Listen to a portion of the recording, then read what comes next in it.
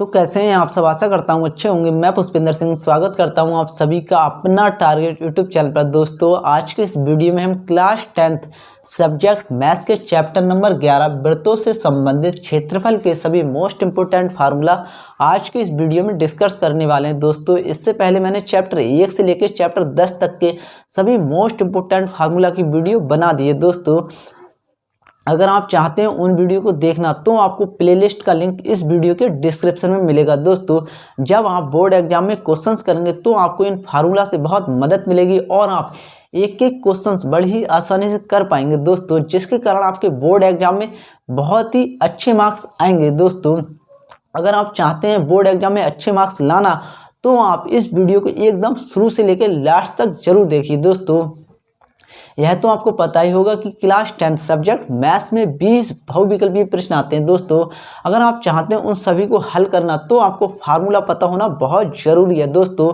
इससे पहले मैंने सभी चैप्टर्स के बहुविकल्पीय प्रश्न की वीडियो बना दी है। दोस्तों अगर आप चाहते हैं उन वीडियो को देखना तो आपको प्लेलिस्ट का लिंक इस वीडियो के डिस्क्रिप्शन में मिलेगा। दोस्तों हमारा चैप्टर नंबर 11 है वृत्तों से संबंधित क्षेत्रफल। दोस्तों जिसमें हमारा पहला फार्मूला है वृत्त का व्यास। दोस्तों यह वृत्त है और दोस्तों वृत्त का व्यास होता है यानी डायामीटर होता है।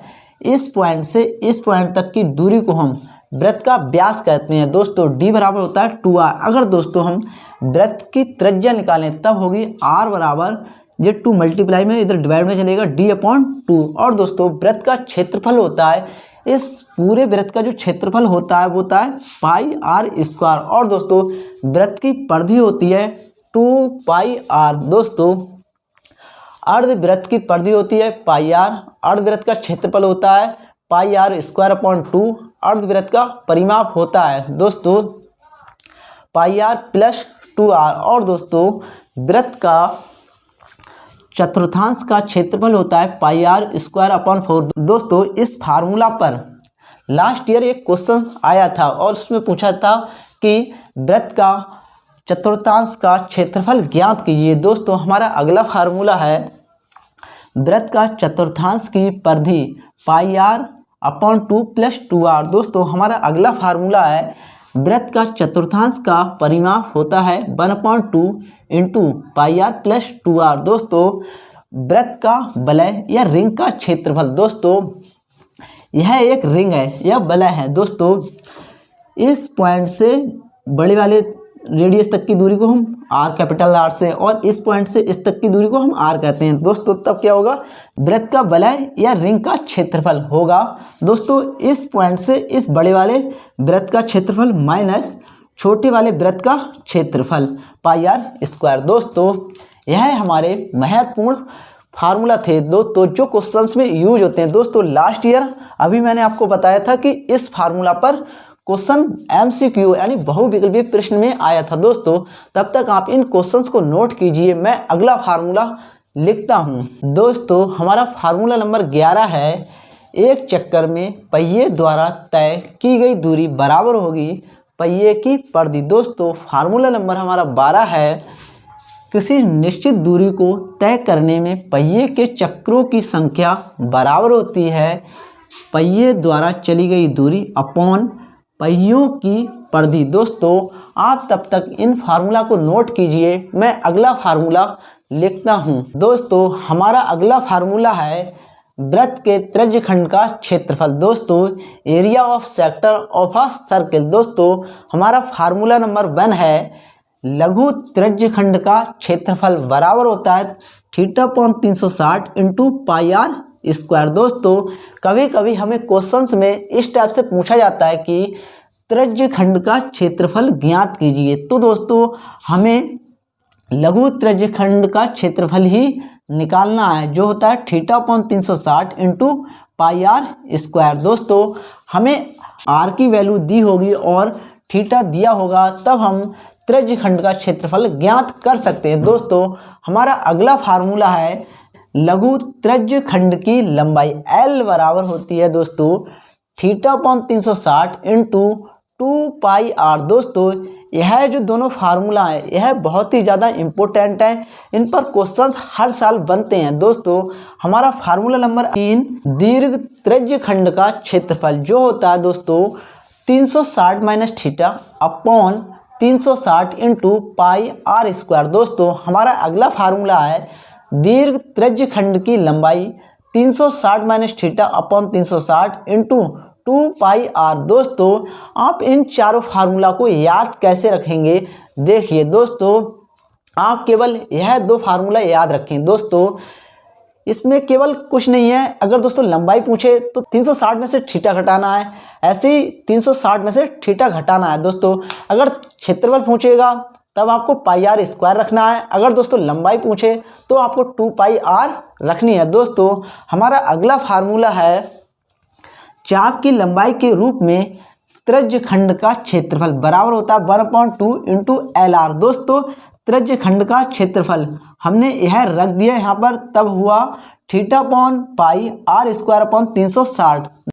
दोस्तों अभी मैंने आपको बताया था कि इन चार फार्मूला पर हर साल बोर्ड एग्जाम में क्वेश्चंस बनते हैं, तो दोस्तों आप इन फार्मूला को याद जरूर कीजिए। दोस्तों तब तक आप इन फार्मूला को नोट कीजिए, मैं अगला फार्मूला लिखता हूं। दोस्तों हमारा अगला फार्मूला है वृत्त का वृत्तखंड, दोस्तों सेगमेंट ऑफ अ सर्कल। दोस्तों हमारा पहला फार्मूला है वृत्तखंड का क्षेत्रफल बराबर होता है त्रिज्य खंड का क्षेत्रफल माइनस त्रिभुज का क्षेत्रफल। दोस्तों त्रिज्य खंड का क्षेत्रफल क्या होता है theta upon 360 into pi R square, यह दोस्तों त्रिज्य खंड का क्षेत्रफल होता है। दोस्तों हमारा अगला फार्मूला है वृत्तखंड की लंबाई बराबर होती है त्रिज्य खंड की लंबाई माइनस त्रिभुज की लंबाई। दोस्तों अभी मैंने आपको बताया था कि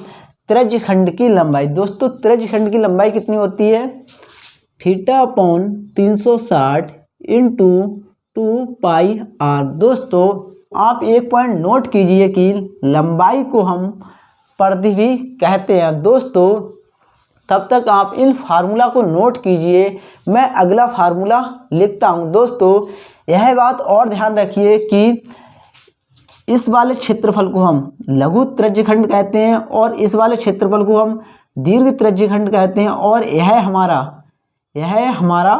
त्रिभुज है।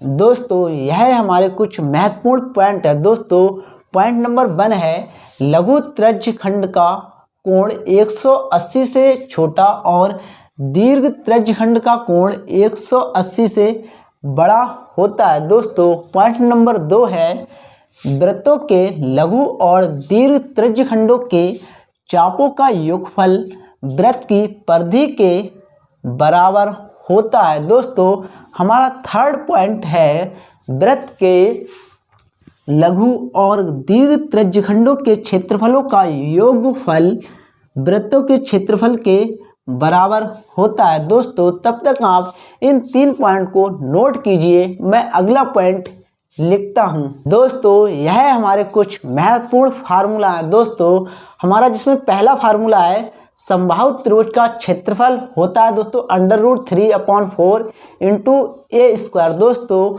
हमारा अगला फार्मूला है समबाहु त्रिभुज का परिमाप होता है 3 इंटू ए। दोस्तों हमारा अगला फार्मूला है समबाहु त्रिभुज के शीर्ष लंब की लंबाई होती है दोस्तों √3/2 इंटू ए। दोस्तों वर्ग का परिमाप होता है 4 इंटू ए, और दोस्तों वर्ग का क्षेत्रफल होता है ए स्क्वायर, और दोस्तों वर्ग का विकर्ण होता है √2 इंटू ए, और दोस्तों आयत का परिमाप होता है 2 इंटू लंबाई प्लस चौड़ाई, और दोस्तों आयत का विकर्ण होता है √ लंबाई का होल स्क्वायर प्लस चौड़ाई का होल स्क्वायर। दोस्तों और यहाँ पर जो ए है वह भुजा है। दोस्तों यह वीडियो कैसी लगी कमेंट में ज़रूर बताएं और दोस्तों आप किस टॉपिक पर वीडियो देखना चाहते हैं यह भी कमेंट कीजिए। दोस्तों मैंने आपको स्टार्टिंग में बताया था कि मैंने चैप्टर 1 से लेकर चैप्टर 10 तक के सभी मोस्ट इम्पोर्टेंट फार्मूला की वीडियो बना दी है। दोस्तों अगर आप चाहते हैं उन वीडियो को देखना तो आपको प्लेलिस्ट का लिंक इस वीडियो के डिस्क्रिप्शन में मिलेगा। दोस्तों और अगर आप मुझे टेलीग्राम चैनल पर फॉलो करना चाहते हैं तो दोस्तों टेलीग्राम चैनल नेम है अपना टारगेट _ पुष्पिंदर सिंह। दोस्तों यहाँ पर मैं PDF भेजता रहता हूँ। दोस्तों मिलते हैं किसी नेक्स्ट वीडियो में नेक्स्ट टॉपिक के साथ, तब तक के लिए जय हिंद जय भारत।